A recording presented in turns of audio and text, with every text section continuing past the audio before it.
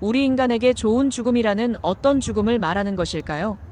환자와 가족의 선호와 가치가 존중되고 피할 수 있는 고통과 괴로움 없이 친근한 장소에서 가족과 함께 삶을 마무리하는 것이 아마도 존엄한 죽음이 아닐까요?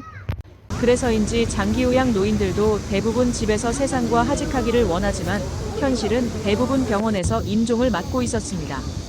이는 국민건강보험공단이 한국노년학회와 공동으로 진행한 심포지엄에서 발표된 내용인데요. 2023년 장기 요양 사망자의 사망 전 1년간 급여 이용 실태 분석 내용입니다.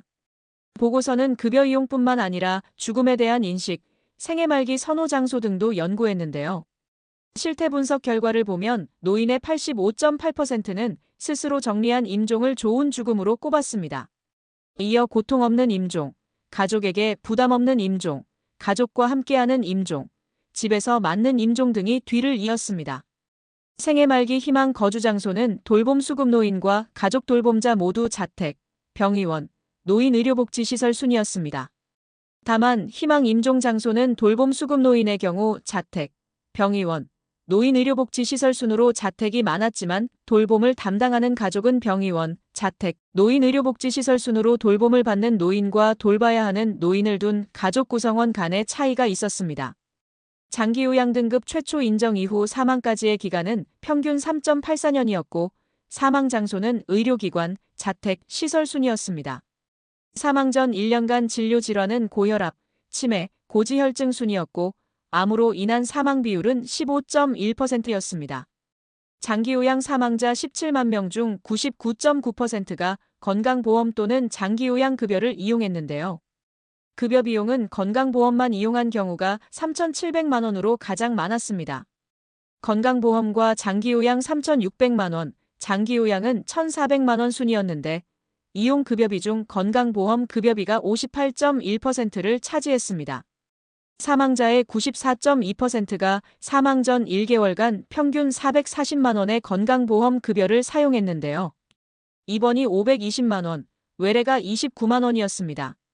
또 사망자의 13.1%가 연명의료 중단 등 결정 계획을 수립했는데요.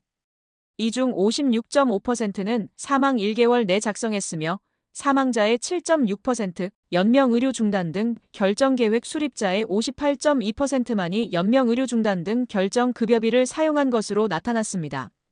다만 연령이 많을수록 연명의료 중단 등 결정계획 이행 비율은 떨어졌는데요. 사망자의 7.6%, 연명의료 중단 등 결정계획 수립자의 58.2%만이 연명의료 중단 등 결정급여비를 사용했습니다. 장기요양 등급 최초 인정 이후 사망까지의 기간은 암 환자는 평균 2.06년, 비암 환자는 평균 4.16년이었습니다. 사망 장소는 의료기관의 경우 암 환자가 비암 환자에 비해 시설은 비암 환자가 암 환자보다 많았습니다. 사망 전 1년간 급여 이용을 보면 암 환자, 비암 환자 구분 없이 대부분 건강보험 또는 장기요양 급여를 이용했습니다. 암 환자는 건강보험만 이용하는 비율이 비암 환자는 건강보험과 장기요양을 이용하는 비율이 높았습니다. 주제 발표를 한 한은정 건강보험연구원 센터장은 장기요양 인정자와 가족의 연명의료 결정 관련 의견이 존중됐고 품위 있는 임종을 맞이할 수 있도록 다양한 측면에서 제도 개선이 필요하다며 장기요양 노인의 연명의료 의향 확인을 위한 연명의료 결정제도 활성화, 노인장기요양보험제도 내 임종케어 제공 체계 구축, 장기요양 인정자의 사망 전 의료 사각지대 해소를 위한 전달체계 강화 등을 주문했습니다. 지금까지 월화TV였습니다.